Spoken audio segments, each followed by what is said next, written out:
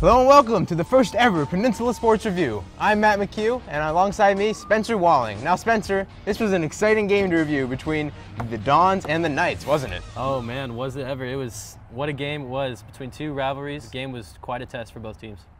Sure, and last time, Knights in their own stadium dominated the Dons. What was the key to their victory in that one? Dominated might even be an understatement. I mean, Hillsdale came out with the zone defense, and Aragon just, quite frankly, they just couldn't adjust to it. Their shots weren't falling, and never were able to overcome that. But leading up to the game, they seemed to work on it, and we'll see how they did. Well, this game is sure an exciting one. Let's get to the highlights. Yep. So now, starting off the game, we see Alex Mountain with the ball, trying to get some Dons offense, but the Knights with a quick steal, and in transition, the layup attempt does not go. The putback, though, in for 2 points, giving the Knights an early 2-0 lead. The Dons try to put a stop to Hillsdale's 5-0 run to start off. Manu giving it to Kevin. Kevin dribbles in, back to Alex. Alex, however, knows he's there, sets him up. Kev for three, and it goes. Dons with their first 3 points. Now, later in the quarter, Dons with the ball. Kono, great hustle on the boards, getting that putback layup to go. 4-point lead for the Dons. 4-point lead for the Dons, but they need more. Senior guard Trevor Pagaduan with the ball, gives it to Kono. Kono sees him, right back. How about another three? Ooh. Don's shooting well early on. Dons on offense now, winning 26-12 at this point. See Pagaduan to Han. Don showing that good ball movement. Toby wants the ball. Inside Pagaduan, outside Toby. Toby goes in, oh, and under. Ooh. Knocks it down. Hillsdale coming back, but not today. Kono takes it away. Kono on the drive to Alex, handoff. Is he gonna finish? Oh, he dishes it to Jake. What a nice pass. Dons up 35-18 at the half. The Dons come right back. Alex Manu dishes to Trev. Got a little 3-man weave going here. Kev hands it off to Toby. Toby to Trev. Trev driving. Back to Toby. To Alex. Tries to steal for Hillsdale. Alex gets it back. One-on-one. Takes him to the house. Get a nice layup there for the Dons. Man, that sure is beautiful. But Alex wasn't done. Next position for the Dons. Drives in. Tough little floater layup. Knocks it down. Hillsdale can make threes all they want, but at the end of the day, the Dons just keep on rolling.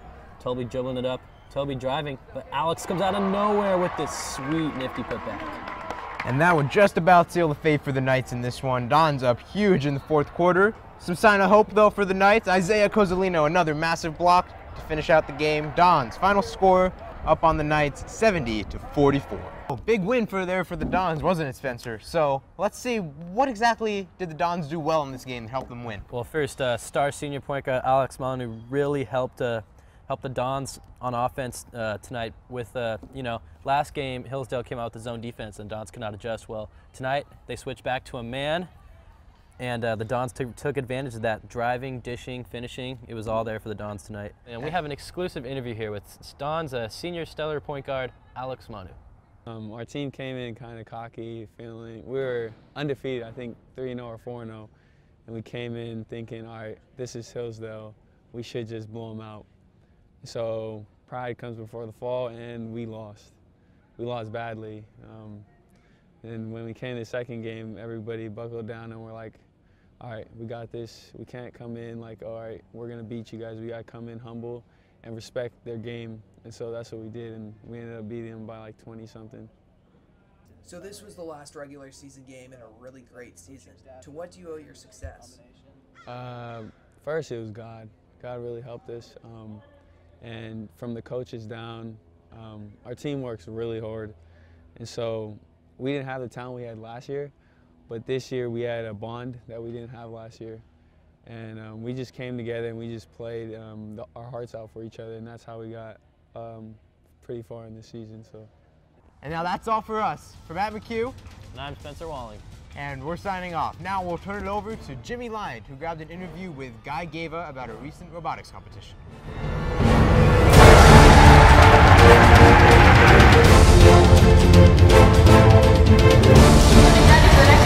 They go over.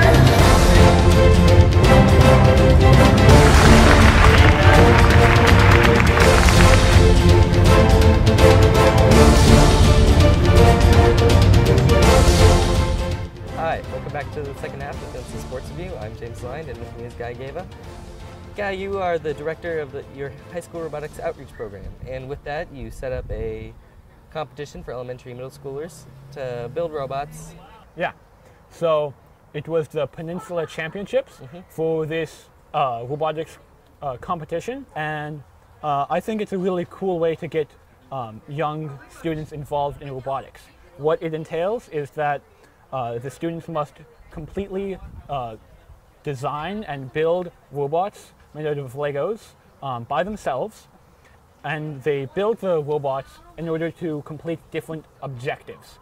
So they work on a table that's about 4 feet by 2 feet wide, and then on the table are multiple different Lego pieces, such as Lego people or trucks, or in this case some airplanes. So you can do different things to those pieces. You can push them around, you can activate switches, you can drive around and push towers, and doing these different objectives will give you points, and these points are how you win the competition. Here are the Furious 4 programmers getting ready for their match. The robot is just starting, as you can see here. So this robot is now launching the tsunami to get some quick points. It unfortunately fails to launch the airplane from its station.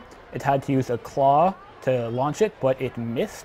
So now they're heading back to base to swap out claws and programs to go do a different objective. As you can see here, the robot is now following the lines using the sensors, the 2 sensors on the side. That allows it to track the lines on the ground and know where it is. It's just captured the 2 animals, the cat and the dog, rescuing them from the tree, and it's moving them back to the base to get them some more points. Now that they're in base, they can swap out their program again. They're going to keep the claw this time, but instead of using it to grab and pull elements, they will push the truck, as you can see here. By pushing it into the runway at the end, they get some more points. Now they'll head back to base one last time to swap out their claw again and their program. This new program will be to get their final objective when they have to move a human player from a house to the safety zone in the corner of the field. In order to open up the path to the safety zone, they must hit a switch that moves a sign out of the way, allowing them to pass into the safety zone. Right now, they're again autonomously tracking lines on the field in order to find the human. They have successfully captured the human from the house, rescuing him, and now they're about to hit the lever, hit the switch, in order to make the signboard get out of the way so they can go. You can see the signboard has just fallen, and they are now placing the human into the safety zone in the corner. That's it for this match, so now the referees will just tally up the score, see how the team did.